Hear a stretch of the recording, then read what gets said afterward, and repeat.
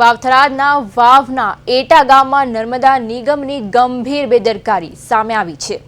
એટા minor એક કેનાલમાં ફરી એકવાર મોટું ગાબડું પડતા લાખો લીટર પાણી ખેતરોમાં ફરી વળ્યું છે।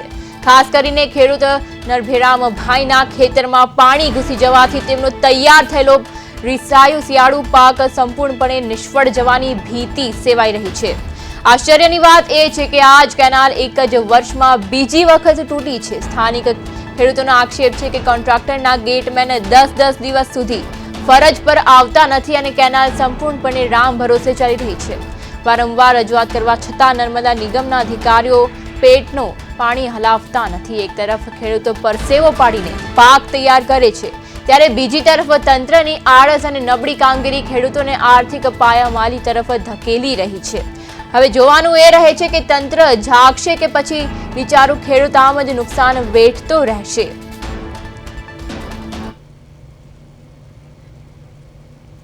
આજ સાથે આપણા સંવાદદાતા ભીખાભાઈ પરમાર જોડાઈ ગયા છે। જી ભીખાભાઈ, વાવથરાદમાં નર્મદા નિગમની જે બેદરકારી સામે આવી છે આને લઈને ખેડૂતોને ભારે હાલાકીનો સામનો કરવો પડે છે, તો હાલમાં શું છે સમગ્ર વિગત?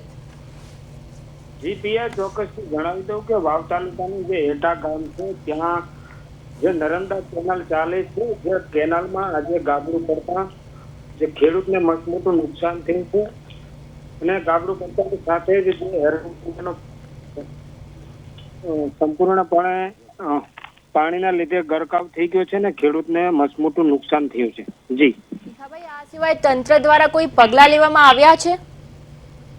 જી પ્રિયા, ચોક્કસથી જણાવી દઉં કે જે આ એટા માઇનોર એક કેનાલ છે તેમાં આ વર્ષમાં 2 વાર કેનાલ તૂટી છે અને આ કેનાલ હાવ રેઢિયાળ છે। આ કેનાલ ઉપર કોઈ કોન્ટ્રાક્ટર કે કોઈ ગેટમેન દ્વારા કોઈ કાર્યવાહી કરવામાં આવતી નથી। ખેડૂતોએ અનેકવાર રજૂઆત કરી છે પરંતુ આ કેનાલ રામ ભરોસે ચાલતી હોય તેવું લાગી રહ્યું છે। જી ભીખાભાઈ, સમગ્ર માહિતી બદલ આપનો આભાર।